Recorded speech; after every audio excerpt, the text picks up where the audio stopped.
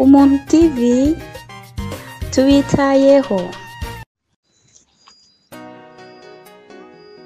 Nkuko mumaze kuvyumva, aha ni ku Muntu TV, je Rukundo ndabaye ikaze.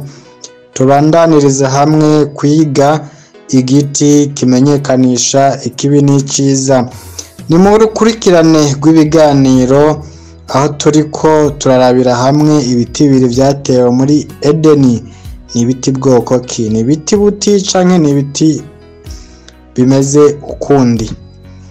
Ni ikiganiro mushikirizwa nanje Rukundo, aho mwagiteguriwe na mwene so Bucumi Isaka. Sangwe ikaze twigira hamwe ivyanditswe muri Bibiliya, aho biba ari nk'imigani ariko tukabisobanuza ivyanditswe bindi muri Bibiliya yose, aho turabira hamwe isezerano rya kera na rishasha ico ribivugako. Reka nongere kandi ndabahe kaze cyane. Kaze ku cigwa cacu. Icigwa tugize iminsi twiga turabira hamwe ibijyanye n'ibiti bibiri. Ibiti bibiri byo muri Edeni. Mbega ibi biti ni ibiti bwoko ki? Ni ibiti bwoko ki? Cigwa ibiti bibiri vyatewe muri Edeni. Intumbero y'icigwa nukumenya igiti c'ubugingo ni igiti bwoko ki? Igiti cyama ibibi n'ivyiza naco ni igiti bwoko ki? Tuba tugomba kumenya ivyo biti. Twatunganije iki cigwa kubera twigishijwe nk'abana, baca batwigisha ivyo kurya amatunda n'ibindi. Tukaca rero tugumiza ubwenge mu byo kurya amatunda, kurya ivyamwa.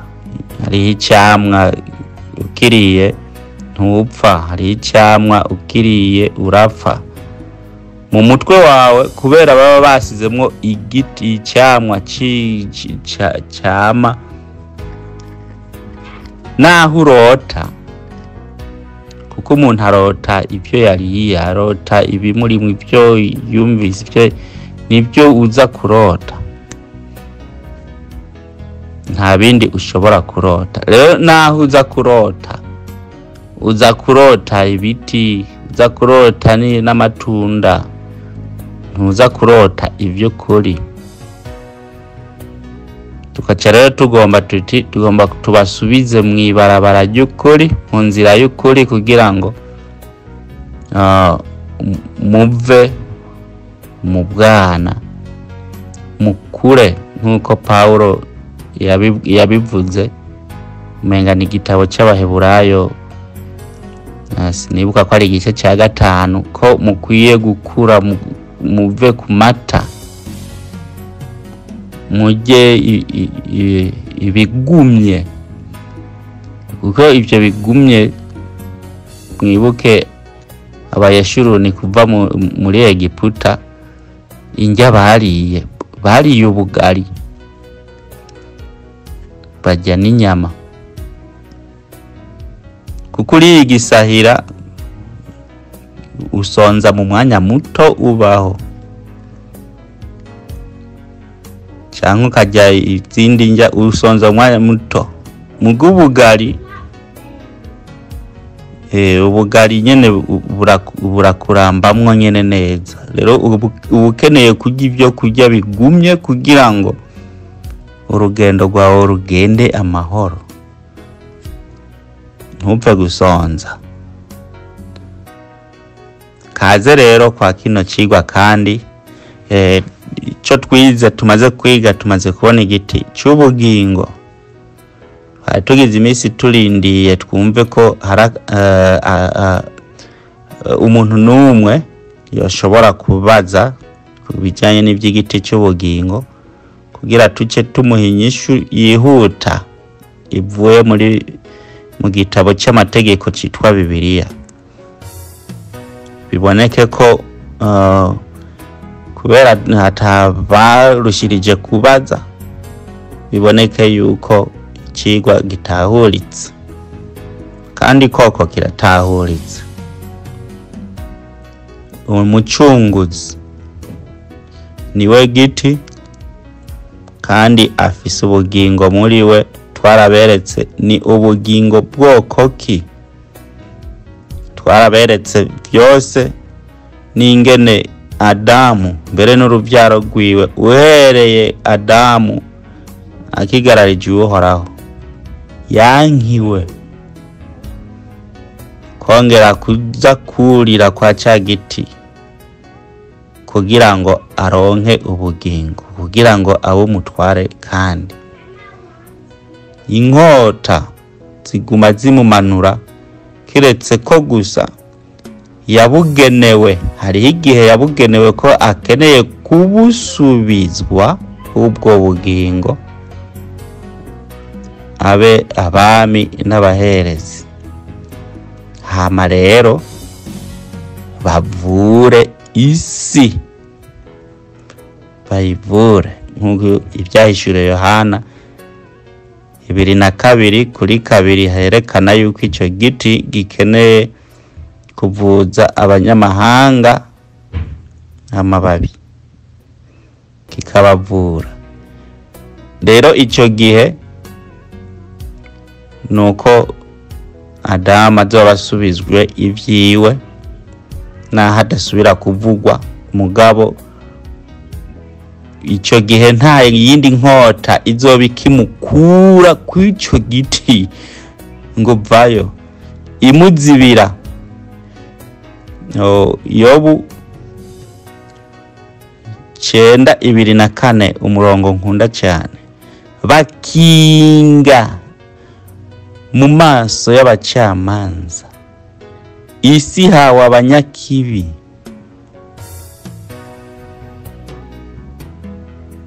Bakinga mu maso h'abacamanza, gukinga. Abamarayika babiri bafata inkota gukingira igiti cy'ubugingo kugira ngo Adamu ntasubireyo kugirya. Aba bacamanza bakingwa mu maso n'abanyakibi. Erega ntiwibaze nuko ngo baca bagufotorera bakakwereka abamarayika bafise inkota zishashagira bakaca bandika ngo n'abamarayika b'Uhoraho. None Yesu Uhoraho siwe yamusizeho? Canke abo kwa Kayini sabu Uhoraho, saba marayika b'Uhoraho, sibikoresho by'Uhoraho. Bakinga mu maso h'umucamanza kugira ngo ntiyurire ku giti. N'abagira ngo bafise ibihugu byabo mu bacamanza b'isi, ni hehe bigeze batwara badatwaye munsi y'ukwaha cyangwa ukuboko, munsi y'ukuboko kw'abamarayika barindishijwe Edeni, bahawe Edeni. Isi ihawe abanyakibi, Edeni iratanzwe kugira ngo bakinge mu maso h'abacamanza. Ngo none nimba tarabo ngo ni bande? Kende mu bisome Yobu 9:24. Nta butware mufita igihe cyanyu kitaragera, mwabaye burayo.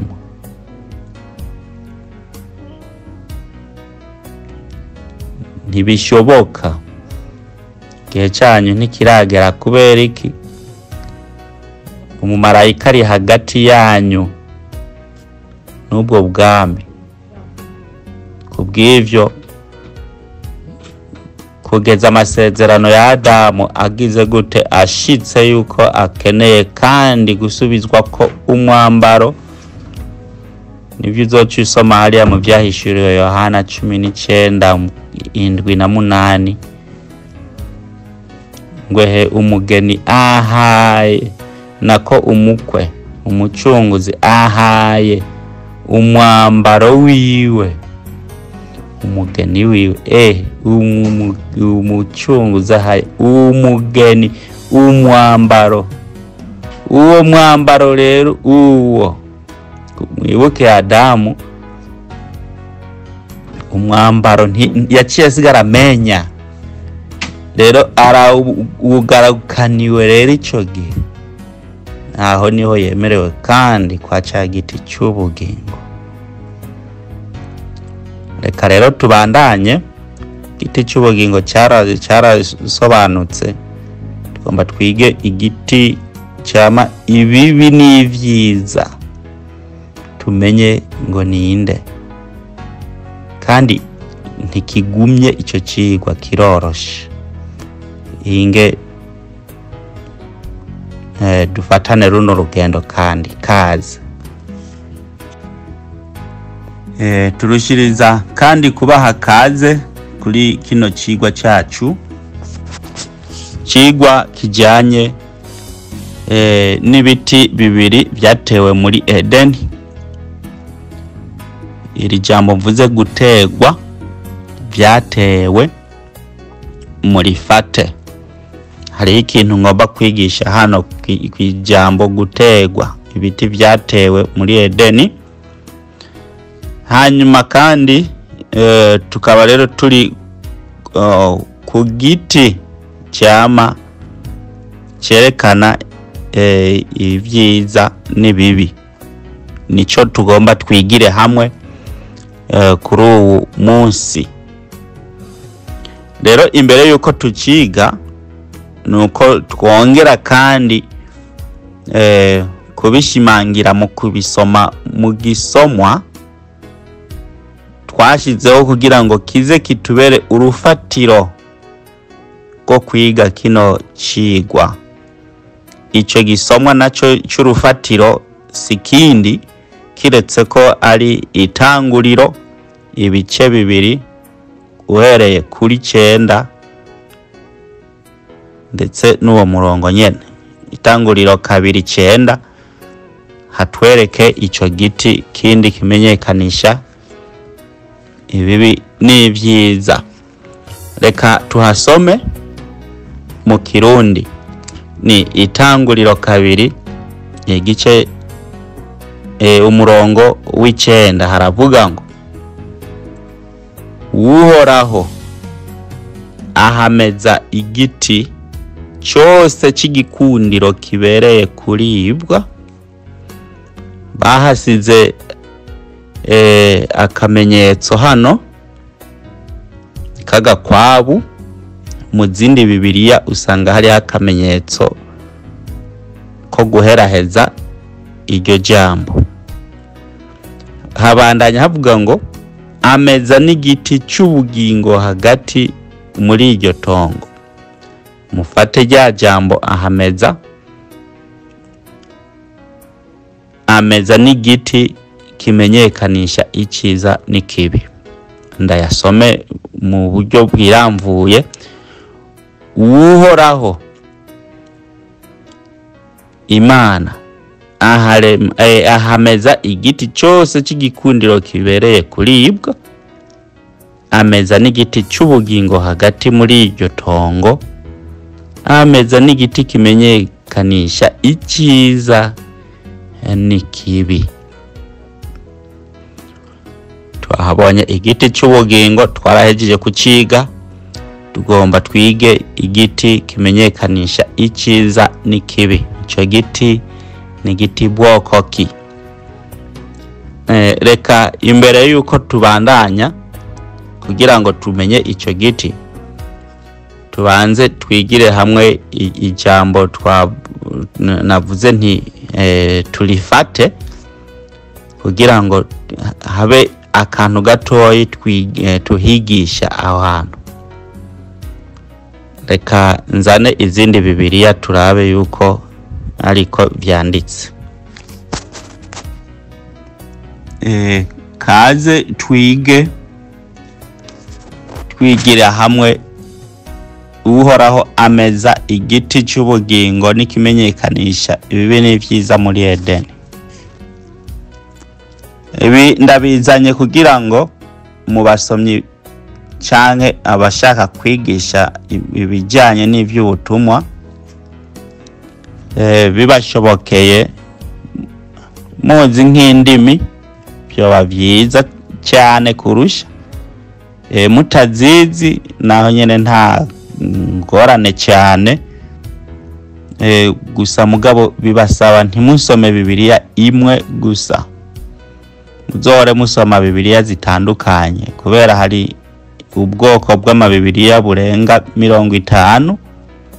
Kubw'ibyo uzusanga ijambo rimwe bagiye bararinyenyagura, ugasanga kenshi mu gihe rero usomye Bibiliya imwe gusa ibyo uri kusoma ntibijyana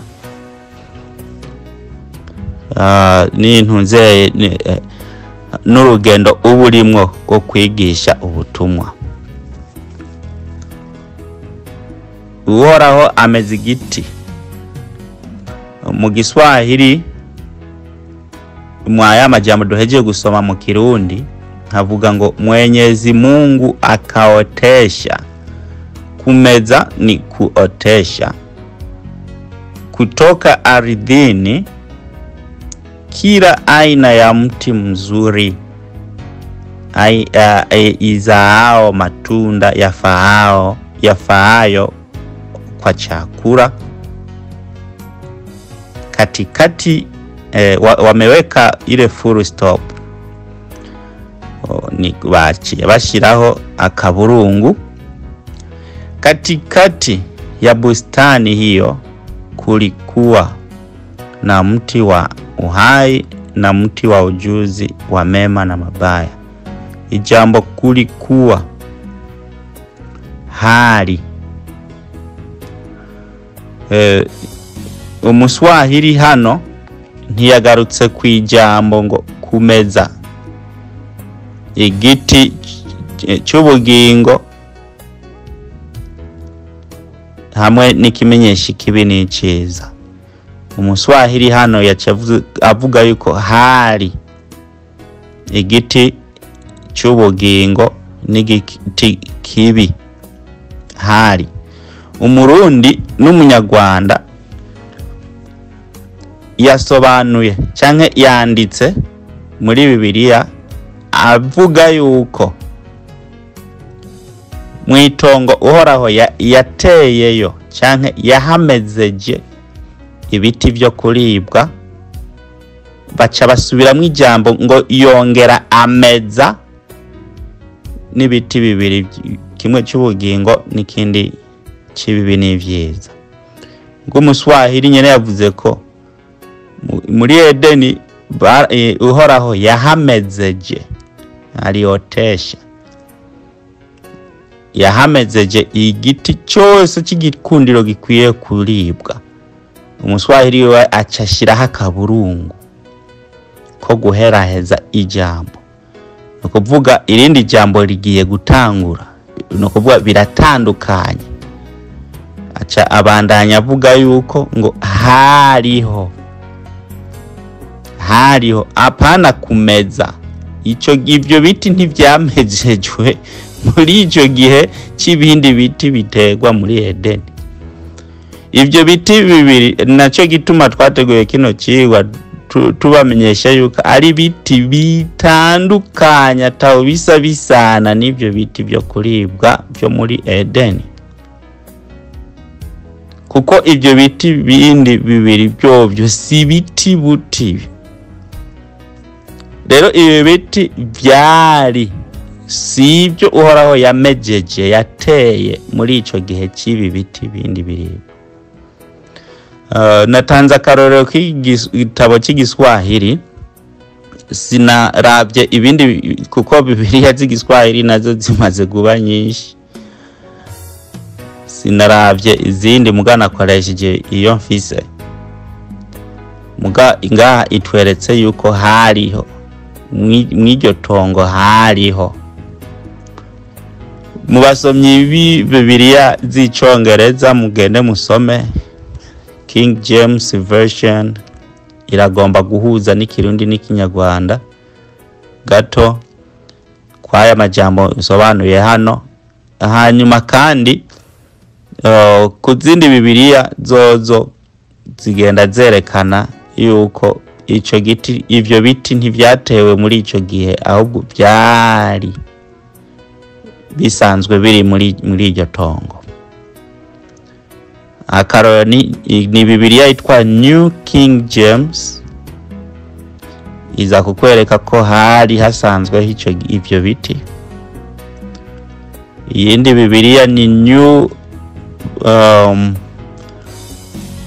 New sindayibuka ni New IV, nombari New Bible Version, naho nyene iza kukwereka yuko ico giti, ivyo biti byari bisanzwe bihari, atari byamejejwe muri ico gihe. Hariho n'iyindi Bibiliya itangurwa na E na S, E na C na V, ivyari byose nuko ntayiko ndabiraba. Zose zikwereka yuko ivyo biti ntivyari bitewe muri ico gihe cibi bindi biti. Nukuvuga ni biti bitandukanye nkuko tumaze kwiga. Icya mbere n'umucunguzi, icya kabiri naco tuza gusanga ari umugabo uno munsi bita Satani. Ubw'ivyo ijambo uhoraho ahameze igiti cy'ubugingo n'icyama, iryo jambo abarundi baryanditse bari bakwiye kwikosora, kuko ntibijyana birinze bijyana naho nibyo bya bindi bica biza kuguha koko bariye amatunda y'intunze. Ariko mu zindi Bibiliya z'imyimerere siko bisobanurwa. Rero muri Edeni ibiti byari bisanzwe bihari, ivyo bibiri atari biti buti, ahubwo ari ibiti mu mvugo, ibiti mugabo biserukira abantu.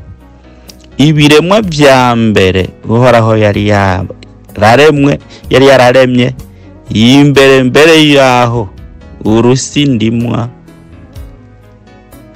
ruremwa canke ikindi kintu cyose kiremwa.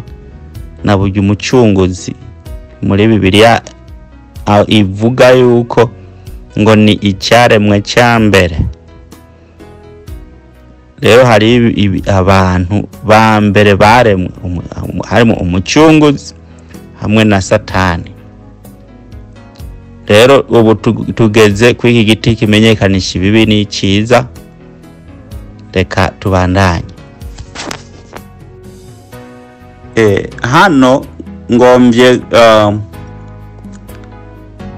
korosha cyanke gupfunyapfunya inyishu y'ikibazo cyanditswe hejuru ngo igiti kimenyekanisha ikibi n'icyiza giserukira iki.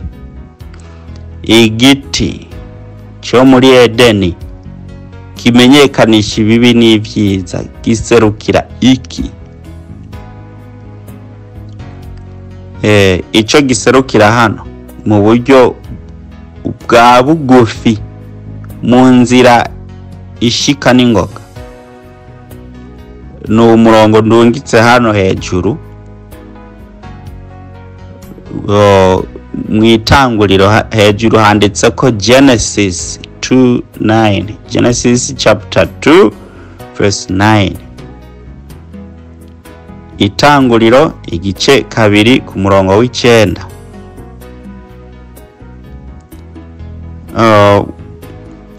Iyi Bibiliya ni Bibiliya yanditswe kera cyane. imbere y'igitabo twita ngo gisa n'icyemeretse cyitwa King James. Bibiliya yitwa King James. Bibiliya yitwa King James version yanditswe mu 1611. 1611 byo bita 1611 niho cyandikwa mu myaka myinshi angana n'amajana 4 hafi. Iyi y'ikirundi tuyironse ejo bundi muri mu 1962.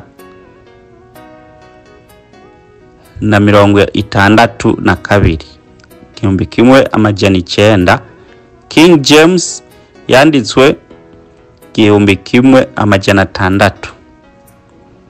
Urumva ko ari imyaka 400. Twebwe mu Burundi muri Afrika tutaragarukanirwa iyo sandugu abantu ze bari bivye, kuko Bibiliya ni isandugu y'Uhoraho. Bari bayitwaye muga mu nyuma barabona kwiri kubaturira imenagura n'ibimana byabo, bagizereka tuyibagarukanire. Nico kimenyetso nk'uko Abafilisitiya byagenze kiriya gihe bibisandugu y'Uhoraho, niko n'aba bandi byabagendeye. Subukoroni gusa ni byinshi. Uhoraho imigambi yiwe irahamye, nahabwa icubahiro. Rero King James Bible, Bibiliya yitwa King James, na Bibiliya y'ikirundi hagati yazo hari imyaka hafi 400 kugira turonke Bibiliya twebwe. Hagati ya Bibiliya King James niyi nsize hano hariyo ibihe bingana hafi imyaka 100. Iyi Bibiliya nsize hano yitwa Geneva Bible. Bibiliya yitwa Geneva. Iyi Bibiliya rero yanditswe iyi Bibiliya yitwa Geneva yanditswe imbere cyane yuko King James yandikwa. Yanditswe mu mwaka w'1557. 1557. Urumva hagati yico 1557 King James nacho cyandikwa 1611, ni hafi imyaka 100. Rero iki nsize hano ni gitabo gishaje, ni Bibiliya ya kera cyane kurusha. Abayanditse ugutahura kwabo rero ni Genesis 2:9, Itanguriro 2:9, hahandi nyene twasoma.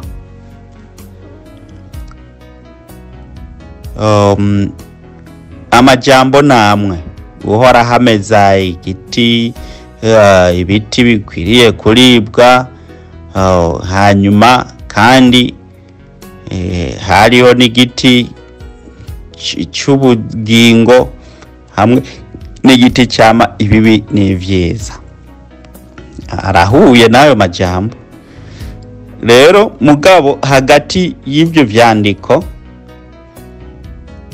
ivyandiko vyirabura, hariho indome baciye bashiraho indome G, bayishira mu buzitizo, bashiraho n'indome H bayishira mu buzitizo. Ibyo bagomba kumenyesha umusomyi ko bagomba kugenda rero gusigura ivyo biti kimwe cy'ubugingo ni giti bwoko ki? Kuko ku giti cy'ubugingo bashyizeho urudome G, bagize uze kugenda kuraba kuri G aho twasize insiguro, bisigura icyo giti cy'ubugingo gisigura iki? Ku giti cyama bibi n'ivyiza kimenyekanisha ibibi n'ivyiza baca bahashira urudome he mu kumenyesha umusomyi icyo giti cyama bibi n'ivyiza gisobanura iki.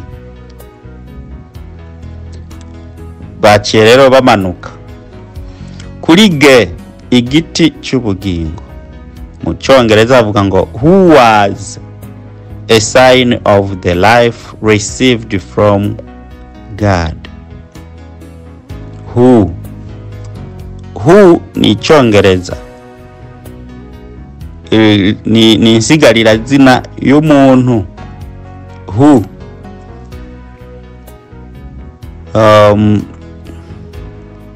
mubize gramere y'Icyongereza, iyi who ni insigarira zina y'umuntu. Bivuga ngo who was a sign of the life received from God. Ni umuntu, ni ikimenyetso cy'umuntu yarose ubugingo buva kuhoraho. Nukuvuga icyo giti cy'ubugingo kiri ngaho mu itongo rya Edeni ni a sign of who was received the life from God. Kuvuga ni ikimenyetso, bya bindi navuga n'ibimenyetso. Kandi ibyo nababwiye byose ati n'ibimenyetso n'ibindi nabibabwiye n'iki gitabo ntarakironka, sinaye bwakironke, ndakironse mwiri yinga mugabo ndakironse byarantangaje ibyo nabasiguriye, sanga nabyo baravyanditse bano bantu. Rero ni who was a sign of the life received from God. Numuntu, icyo giti cy'ubugingo n'umuntu yaronse ubugingo buvuye kuhoraho. Umuntu rero ni wa wundi yagumye yivuga ngo erega ni jewe, erega ni jewe, ni jewe. Mwaramwumvise. Kukigira kabiri, igiti cyama kimenyekanisha ibibi n'ivyiza bagihaye urudome he. Giye gusoma kuri he nagenda byerekana nshira ku bumenyetso, hatanguzwa n'ijambo that is a miserable experience which came by disobeying God. Which came by disobeying, a miserable experience which came by disobeying God. Ongwerekera ama kugo rudome abo banditsi biyo Bibiliya ya kera cyane basizeho gwitwa he, canke h kukumenyekanisha icyo giti kimenyekanisha ibibi n'ivyiza ni giti bwoko ki.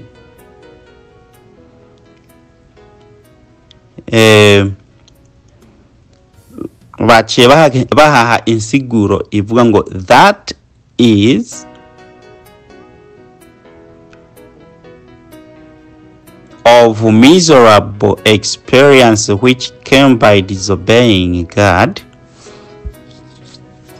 Ico giti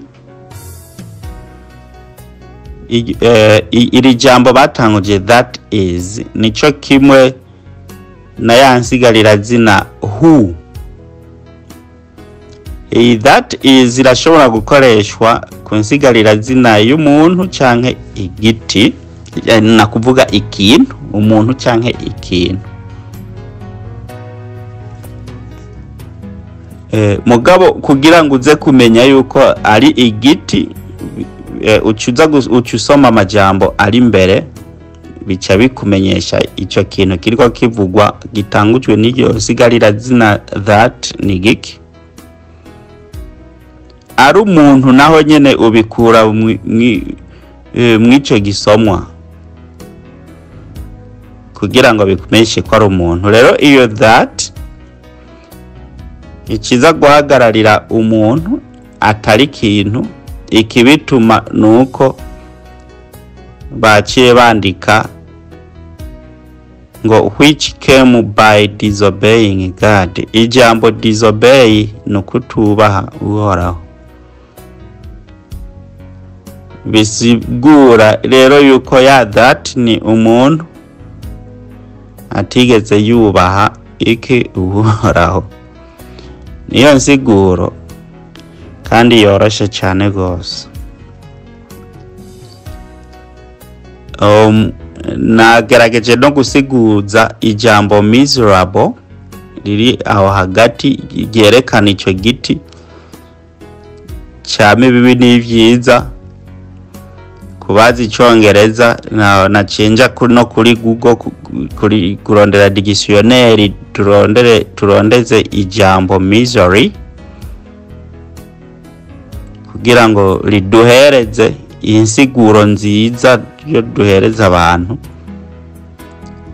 Byaciye abanditsi banditse ama dictionary zikazinduzi batanze insiguro y'ijambo distress, hanyuma baca bazana iyindi nsiguro igira kabiri, ni ikintu canke umuntu atuma canke intango y'umuntu, intango y'umuntu azana ateza amahane yose. Distress nk'ibintu by'amahane ibibi n'ibindi. Rero uwo muntu yazanye ibyo bintu ariwe miserable experience, atubaha Uhoraho. Rero ca giti cerekana ibibi n'ivyiza si giti,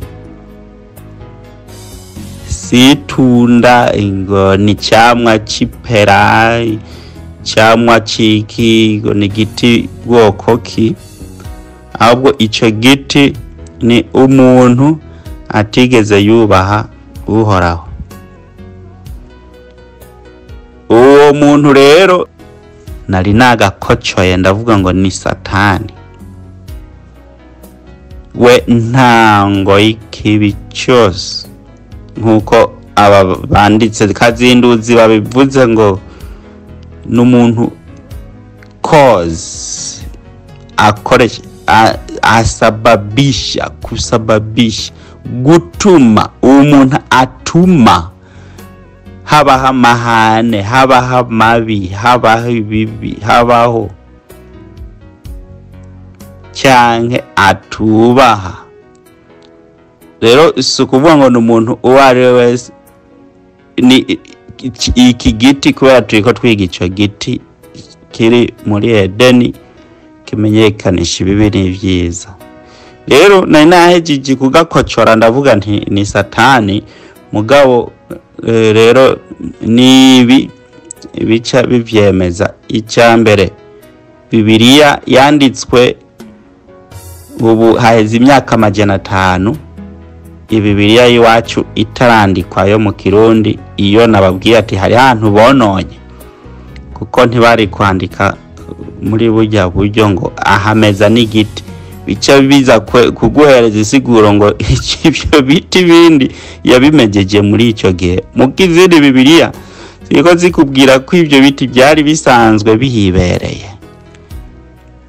ariho hacaza no kugutandukaniriza. Rero si biti hariho wabajije ikibazo ngo tandukaniro ry'ivyo biti biribwa n'ivyo bindi bibiri.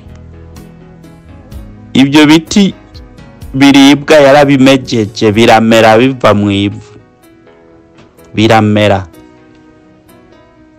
Muga ibi bindi biti igihe ivyo biti bindi by'igikundiro bikwiye kuribwa byamera, ibi bindi biti byari bisanzwe byibereye hajya. Niko bibindi Bibiliya zibivuga ko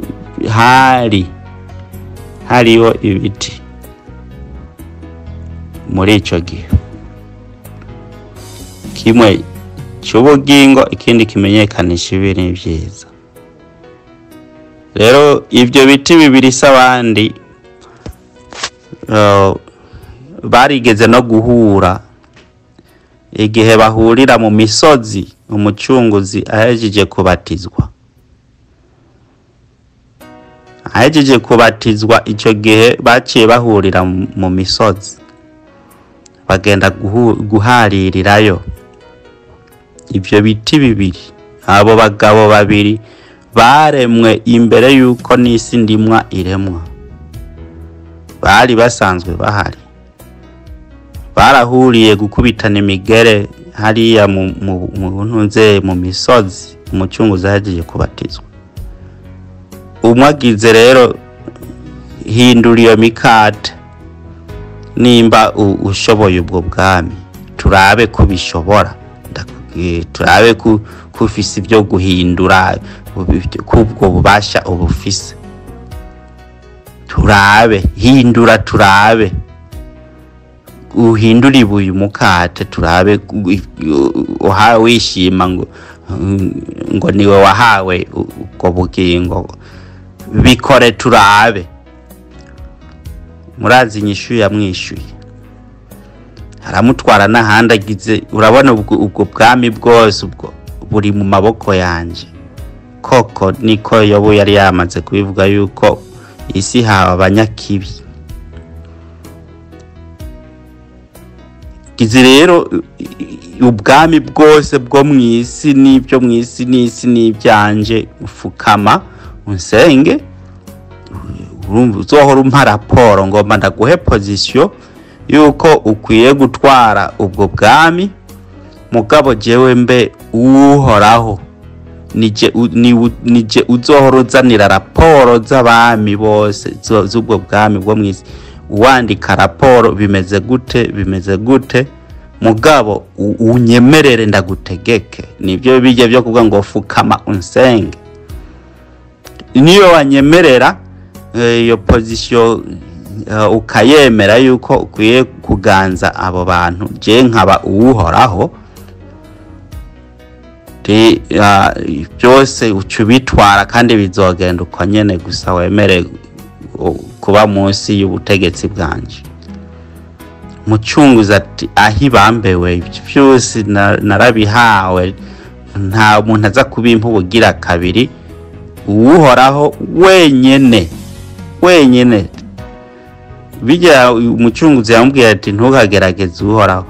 Ntiyari kavuga ngo umucunguzi ni waruha, yavuze yari kamubwira ati uhoraho yantumye, niwe wenyene uhoraho wanje. Wewe Satani sinshobora kuguha raporo, wewe Satani ntushobora kunkoresha, wewe Satani sinshobora kuba munsi y'ibirenge byawe, wewe Satani sinshobora kugufukamira, kuko nzi uhoraho wari we kandi yantumye. Kandi ibyo byose unyemereye yarahije kubimpa. Petero twarabisomye, yamuhaye gutwara abamarayika, gutwara ubutware, gutwara ububasha. Ibyo byose uhoraho yarabimpaye, ubimpa kangahe kandi ndi nabyo. Rero ibyo biti bibiri byarahuye biharira muri ubwo buryo. Bijya nibyo byari biti bibiri bigize gute, byari bisanzwe biri muri Edeni, sibindi biti bene data. Kandi icigwa ndagihejeje. Satani niwe giti cerekana kimenyesha ibibi n'ibyiza cyatewe muri Edeni. Ndacugariye hano gusa tugomba kwiga Satani mu burebure bwiwe. Satani niki ninde yakora ibikorwa biki? Ico nico tugomba kwiga kugira ngo mumenye kubera iki Satani afise ubushobozi bwo kugerageza n'ibindi. Ngomba kugira muze mumenye mugwana n'umuntu ameze gute, kuko utaramenya uwo mugwana tuzoshobora no kumunesha. Kereye kumumenya niko intambara zipangwa, kenera guperereza bakundiki bahagarara he, bagenza gute, bameze gute, niyo gwana. Rero keneye gwana na Satani umunsi. Nico rero ngomba kubategurira ninde. Aho niho tugomba nzoca nerekana kandi n'ishusho yiwe y'umwimerere. Gusa tubasaba amasengesho. Mugabo icigwa coco ndakigarukirije hano. Igiti kimenyekanisha ibibi n'ibyiza sikindi sigiti buti, ni igiti muntu ariyo yitwa Satani uno munsi. Umugire igihe ciza mwese. Yari mwene so Bucumi Isaka. Duhezagirirwe hamwe twese. Shalom. Shobora kuba ufise ibibazo, kaze. Inyunganizi kaze. Gupinga kaze. Pinga utwereke ukuri, kuko niyo twamenye ukuri tuzova mu binyoma, kuko dukunda ukuri. Shalom. Nongere nanje ndagushimire mwene data Bucumi Isaka kuri iyi nyigisho y'uyu munsi, kandi nshimire n'abandi murushirijeho kudutega yompi. Ikaze kandi kuwagize ikibazo utwandikiraho munsi tuguha ijambo, nawe ugire ico utwigisha canke udukebura canke inyunganizi yawe. Murakoze.